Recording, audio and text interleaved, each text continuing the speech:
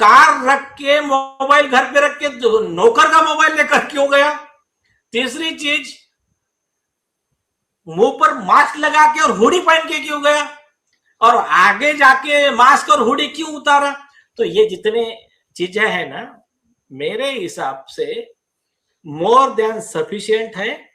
और अभी कल परसों एक 50 दिन के अंदर, 50-60 दिन में, मतलब 2 महीने के अंदर, एक भीमराव कांबळे करके आरोपी है, उसने,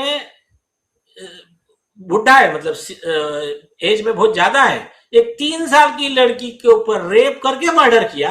उसको कोर्ट ने, पुलिस ने, सरकारी वकील ने एकदम इतना स्ट्रिक्ट केस चलाया, 60 दिन के अंदर पूरा केस चला के कन्विक्शन देके फांसी की सजा दी उसको। तो अभी महाराष्ट्र का जुडिशियल सिस्टम ऐसा, पब्लिक का भी अवेयरनेस, कोर्ट का भी सेंसिटिविटी, ये बढ़ रहा है। तो इसके लिए तो हमको फडणवीस साहब को धन्यवाद देना पड़ेगा उस जजमेंट के मामले में कोर्ट का सेंसिटिविटी थोड़ा सा दम कम हो जाता है आदित्य ठाकरे के मामले, बाकी सब मामले में हाँ, नहीं अभी बढ़ जाएगा, अभी नहीं, अभी बढ़ जाएगा। हाँ, ये बात और है कि उसमें पॉलिटिकल में थोड़ा सा हुआ है, थोड़ा सा बहुत कुछ हुआ है। 6 साल से एफआईआर रजिस्टर नहीं हुआ है, तो बाकी तो छोड़ दो, ठीक है, उसमें तो।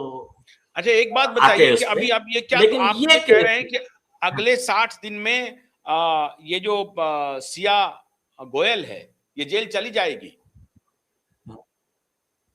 नहीं, मतलब मैं ये नहीं कह रहा हूँ कि ये चली जाए, नहीं, मैं ये नहीं कर रहा, दिया है अभी सिमिलर, अभी कुछ दिन पहले सजा दी है, तो वैसा ही इनके केस में हो सकता है। और इनके केस में ज्यादा कुछ करने की जरूरत नहीं है, अनडिस्प्यूटेड डिजिटल प्रूफ है, अनडिस्प्यूटेड। और इन्होंने झूठा एक्सप्लेनेशन दिया, ये सब आ चुका है बाहर। तो अब और उन्होंने, पुलिस ने जाके सीन रिक्रिएशन भी किया, सिया को लेकर गए, सीन रिक्रिएशन किया। तो अभी इनके पास ज्यादा डिफेंस नहीं। अभी मैं और एक स्ट्रांग पॉइंट पे आ रहा हूं, ये केस में भी और देश के हर केस में अभी एक बहुत स्ट्रांग चीज आई है। इसके पहले क्या होता था मालूम है क्या? अगर एखादा आरोपी बड़ा आदमी है तो बड़े वकील आ गए, तो गरीब आदमी को, मतलब ऐसा मान के चलने का कि मर्डर भी किया है, रेप भी किया है, तो वो बच जाएगा, ऐसा एक परसेप्शन था कॉमन मैन में। और इवन तो जस्टिस कृष्णा ने भी बोला था कि if you are poor go to jail, if you are rich get a bail. तो ये ऐसा माहौल हो गया था। घुमा फिरा के बड़े बड़े वकील ना लॉ में से ये टेक्निक निकालेंगे, वो गलती निकालेंगे, ये सेक्शन का, ये प्रोविजन का काम ऐसा होता है, ये वैसा होता है। तो अच्छी बात ये है नीलेश जी कि यहाँ जो दोनों परिवार रिच है, और रिच परिवार के मतलब लड़की के पिता कह रहे हैं कि अगर मेरी लड़की गुनहगार है तो इसको जरूर सजा मिलनी चाहिए। परिवार भी कोई डिफेंड करने के लिए तैयार नहीं है। नहीं, इसको मिलेगी, लेकिन नहीं, इसको, इनको सजा मिलेंगी एक बात और है, लेकिन आज के बाद गरीबों को भी कैसा फायदा हो, मैं वो बताना चाह रहा हूं। हमारा जो लार्जर समाज के हिसाब से है कि हाँ, सुप्रीम कोर्ट ने पहले भी लॉ बहुत क्लियर किए थे, अभी नया लॉ और स्ट्रिक्ट कर दिया। क्या?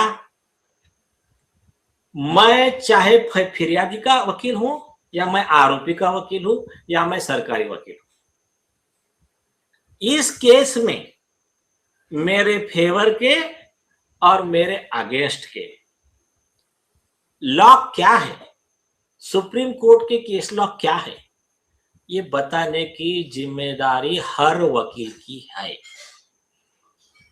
जो नहीं बताएगा वो प्रोफेशनल मिसकंडक्ट का आरोपी रहेगा, और सुप्रीम कोर्ट के गाइडलाइन का कंटेम्प्ट किया करके उसका भी आरोपी रहेगा। एक दूसरी चीज, आवाज आ रही ना? बिल्कुल आ रही है, बिल्कुल आ रही है, आ रही है, आ रही है, आ रही है, आ रही है, आ रही है, आ रही है। दूसरी चीज, और सुप्रीम कोर्ट के जजमेंट सिर्फ जजमेंट नहीं है, सुप्रीम कोर्ट ने बहुत क्लियर किया, मैंने उसके ऊपर आर्टिकल लिखा था और उसके बाद में सुप्रीम कोर्ट का जजमेंट आया उस पॉइंट पे।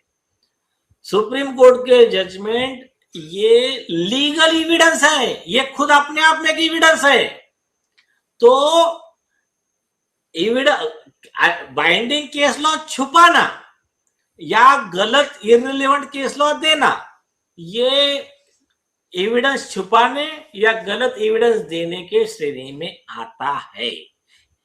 जो सुप्रीम कोर्ट का जजमेंट या फिर बाइंडिंग प्रेसिडेंट अगर हाई कोर्ट का जजमेंट है स्टेट के लिए, वो लीगल एविडेंस है, इसका केस लॉ मैंने आपको भेजा है, वो आप दिखा दीजिए। आप दूसरी चीज, उन्होंने सरकारी वकील के ऊपर भी ये बाइंडिंग किया है कि अगर सरकारी वकील ने सही case law legal position court को नहीं बताया, पहले क्या होता था, सरकारी वकील को भी मैनेज कर लेते थे बड़े लोग, सरकारी वकील से पैसे खा लेते थे, सरकारी वकील खुद पैसे खाते थे, अभी कई अरेस्ट भी हुए उसमें, तो वो आरोपी को बचाने के लिए वो मदद करते थे। जैसा आदित्य ठाकरे के केस में कुछ बार ट्राई किया सरकारी वकीलों ने। तो ऐसे में सुप्रीम कोर्ट ने कहा कि अगर गलत केस लॉ दिया या सही केस लॉ छुपाया तो आप बिल्कुल। अब ये सबसे इंपॉर्टेंट बात है, थोड़ा लगता है कनेक्टिविटी का कुछ प्रॉब्लम है। नीलेश जी कह रहे हैं कि सुप्रीम कोर्ट का इस मामले में इस तरह के सिमिलर केस के लिए एक केस लॉ है ऑलरेडी, कि अगर आरोपी उस जगह विशेष पर मौजूद है जहां पर कोई घटना घटी है, तो ये साबित करना कि वो निर्दोष है, ये उसका अधिकार है, उसे साबित करना है, किसी अन्य को साबित नहीं करना है। और अगर उन्होंने झूठ बोल दिया तो फिर उसके लिए अलग से उनके खिलाफ कार्रवाई होगी। और ये जो वर्डिक्ट है